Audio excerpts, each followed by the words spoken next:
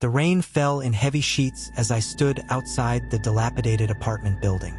The flashing red and blue lights of police cars reflected off the puddles on the ground. Another body, another case. This time it was personal.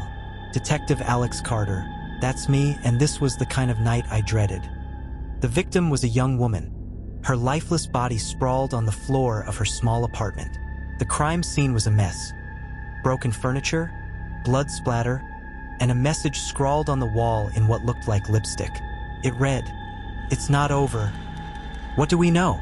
I asked, stepping carefully around the body. My partner, Detective Sarah Blake, flipped through her notepad.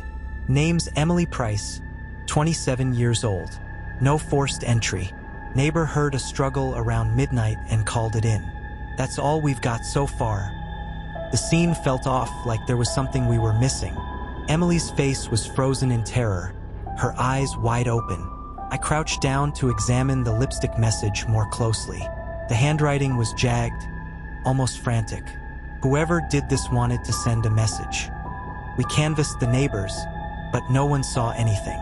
Typical. The city's full of people who don't want to get involved.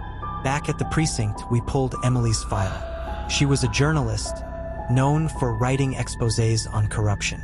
It wasn't a stretch to think she'd made some enemies. "Take a look at this," Sarah said, sliding a stack of papers across my desk. It was a printout of Emily's latest article. She'd been investigating a powerful real estate mogul, Victor Kane, who had a reputation for playing dirty. The article hinted at some dark secrets. I decided to pay Kane a visit. His office was all glass and steel, a monument to his ego. He greeted me with a practiced smile that didn't reach his eyes. "Detective Carter, what can I do for you?" he asked, his voice smooth as silk. "Emily Price. She was writing about you," I said, watching his reaction. A flicker of something crossed his face. Fear? Anger? It was gone in an instant. "Tragic, what happened to her," he said, his tone detached. "But I had nothing to do with it." I didn't believe him, but without evidence, there was nothing I could do. Back at the precinct, Sarah was poring over Emily's notes. "She was onto something big," she said. "There's mention of a shadowy group, something called the Circle." The Circle. The name sent a chill down my spine. It was an urban legend, a secret society rumored to control everything from politics to the economy. If Emily had uncovered anything real, it would explain why she was killed. We dug deeper, following leads that took us to some of the city's darkest corners. One name kept coming up: Gabriel Reed, a former member of the Circle who'd supposedly gone rogue. Finding him was no easy task, but eventually, we tracked him to an abandoned warehouse. Reed was a paranoid wreck, but he confirmed our worst fears. "The Circle is real," he said, his eyes darting around the room. "They're everywhere. Emily got too close, and they silenced her. You need to be careful.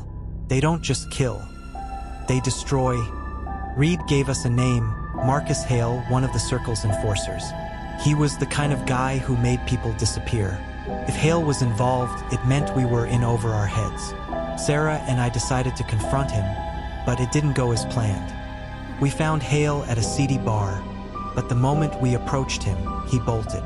The chase led us through dark alleys and abandoned buildings. When we finally cornered him, he was smiling. "You're making a mistake," he said, his voice eerily calm. Hale didn't give us much before his lawyer showed up, but his words stuck with me. "You're digging your own graves," he'd said. Back at the precinct, we found a file on him. He had a history of violence, but nothing that tied him to Emily's murder. Yet, the deeper we dug, the more dangerous it became. Sarah's car was vandalized, and I started receiving anonymous threats. Someone wanted us to back off, but I couldn't. Emily deserved justice, and I wasn't about to let fear stop me. Our break came when we hacked into Emily's email. She'd been corresponding with someone named Lena, who claimed to have inside information on the Circle. We arranged to meet her, but when we arrived, we found her dead. A message carved into her chest: "Stay away." It was clear now that the Circle was watching our every move. Sarah wanted to go to the press, but I wasn't sure we could trust anyone. This was bigger than us, bigger than Emily. felt like we were fighting a ghost. Then the unthinkable happened. Sarah disappeared. Her phone was found in a dumpster, and her apartment was ransacked. I was alone, and the walls were closing in. The circle was sending a message: stop or lose everything. I'd reached the end of the line. With nothing left to lose, I confronted Kane in his office. "You think you're untouchable," I said, slamming my badge on his desk. He smirked. "Detective, you've already lost. The circle isn't something you can beat. It's something you join." His words sent a shiver down my spine. "What do you mean?" I asked. He leaned in, his voice barely above a whisper. "You've been working for us all along. Every lead, every clue, we put it there. Emily's death was a test, and you passed." I staggered back, the room spinning. Couldn't be true, but the pieces fit. The circle hadn't just been watching me. They'd been guiding me. Sarah's disappearance, the threats, it was all part of their plan. I'd been a pawn in their game. "You have a choice," Kane said, sliding a folder across the desk. Inside were photos of Sarah, alive but bound and gagged. "Join us and she lives. Refuse and she dies. Simple as that." I looked at the photos, my hands trembling. I'd spent my career fighting for justice, but this wasn't justice. This was survival. Kane's smirk widened as he watched me wrestle with the decision. "Welcome to the circle, detective," he said. I signed the papers in the folder, sealing my fate. Sarah was released, but the cost was my soul. The circle owned me now. As I left Kane's office, I realized the haunting truth. Sometimes, the only way to beat the system is to become part of it. The night was unusually quiet when the call came in. A woman's body had been found in an old, abandoned house on the outskirts of town. I was Officer Mark Hayes, and this was my beat. It sounded like just another grim task, but something about the dispatcher's voice put me on edge. The house was infamous in the community, an old Victorian structure that had been left to rot for decades. Locals called it the Grayson House, named after its last known residents who had mysteriously vanished years ago. The story went that the place was cursed. I arrived to find the house cloaked in shadow, its windows like dark, hollow eyes. Yellow police tape fluttered in the cold wind, but the usual crowd of gawkers was absent. My partner, Officer Jenny Morales, stood on the porch, her face pale. "This one's different," she said.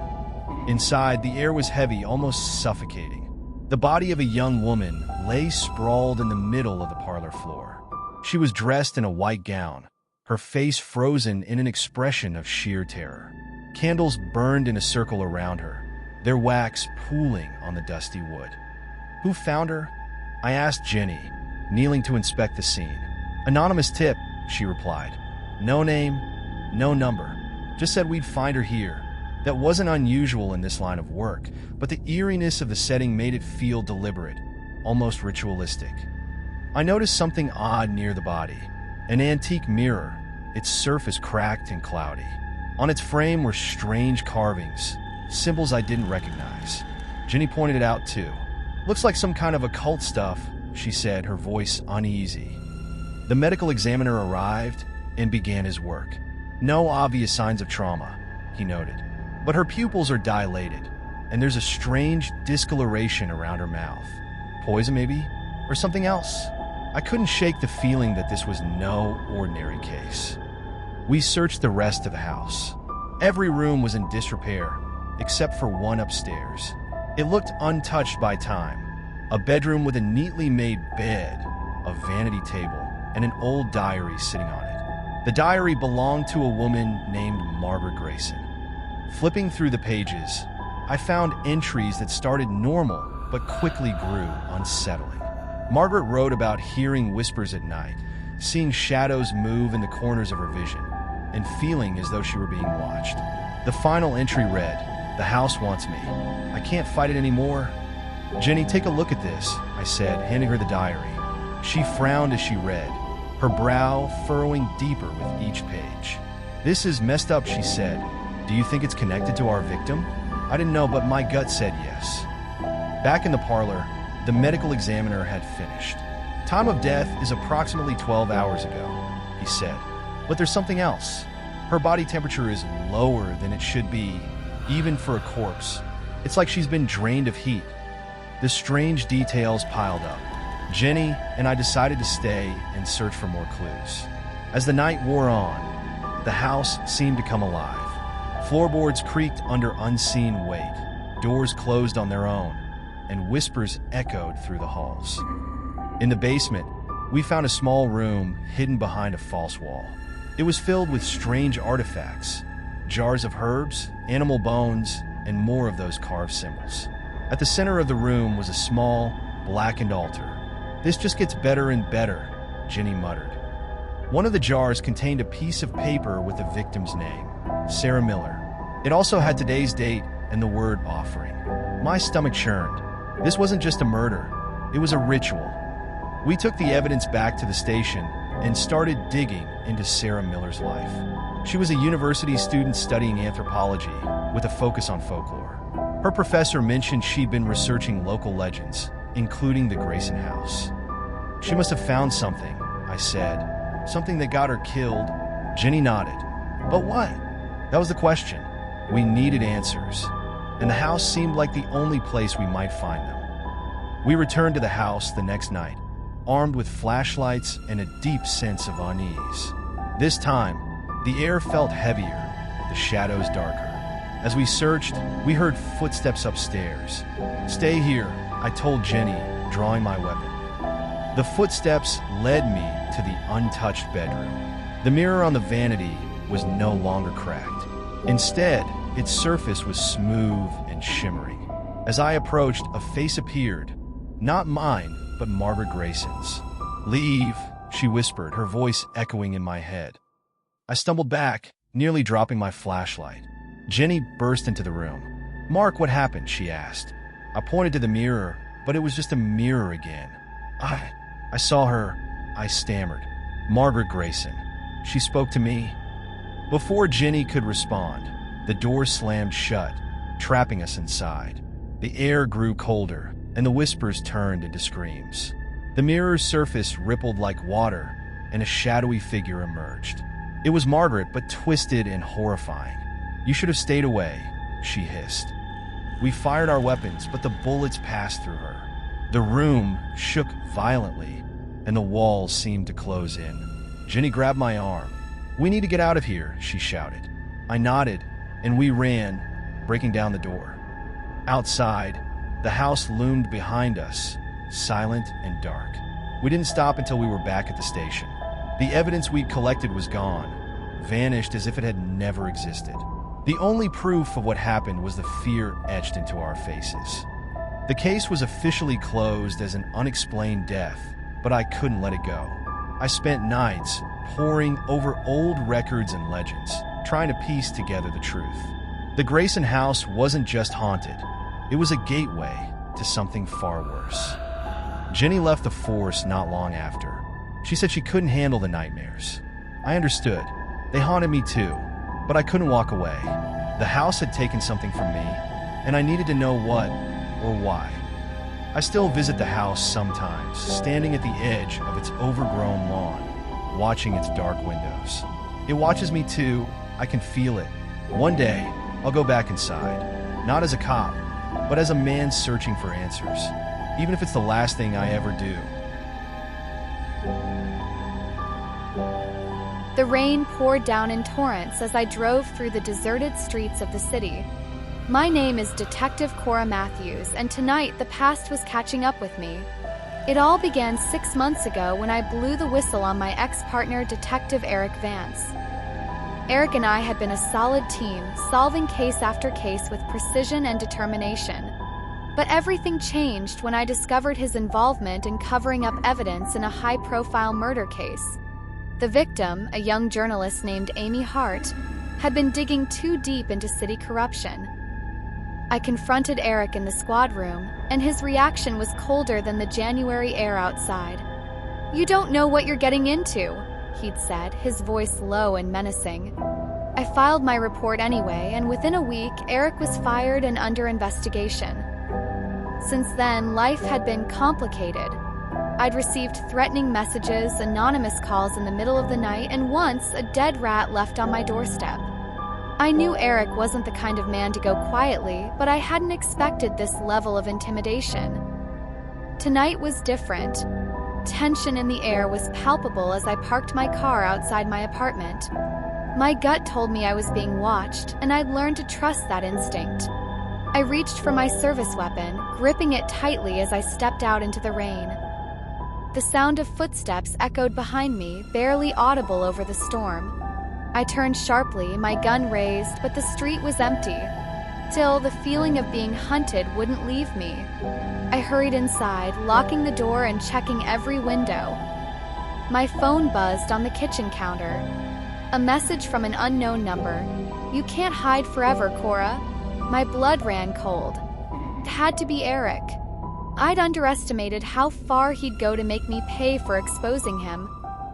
The next day, I reported the threat to my captain, but there wasn't much they could do without concrete evidence.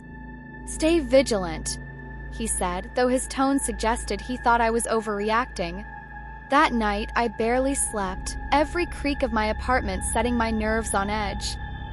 By the third day, Eric's presence was unmistakable.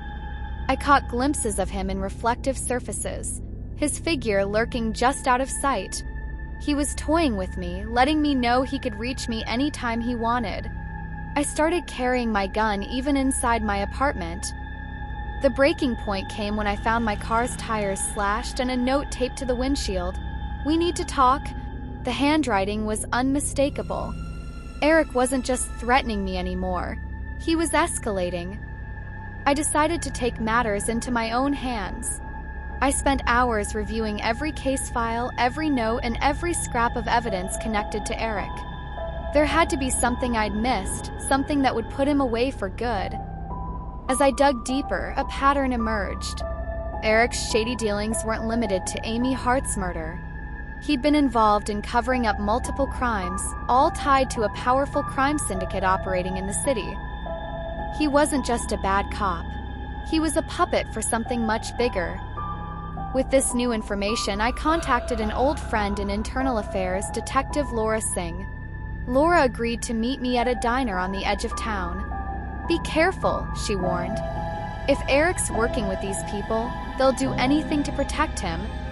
That night, on my way home from the diner, I noticed headlights in my rearview mirror. Car stayed close, too close, as I weaved through the streets. My heart raced as I realized it wasn't just a random driver. It was Eric. I floored the gas pedal, taking sharp turns and heading toward a part of town I knew well. The industrial district was a maze of warehouses and narrow alleys. If I could lose him anywhere, it would be here. The chase ended abruptly when Eric's car slammed into mine, forcing me off the road. My car skidded to a stop against a chain-link fence. Before I could react, Eric was at my window, his gun drawn. "Get out," he ordered.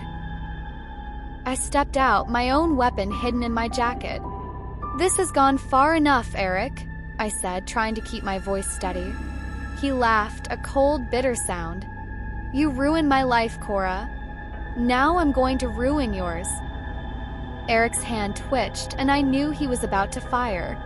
I moved first, drawing my gun and aiming for his shoulder. The shot rang out and Eric fell back, clutching his arm. I kicked his weapon away and called for backup. When the other officers arrived, Eric was still laughing, blood dripping from his wound.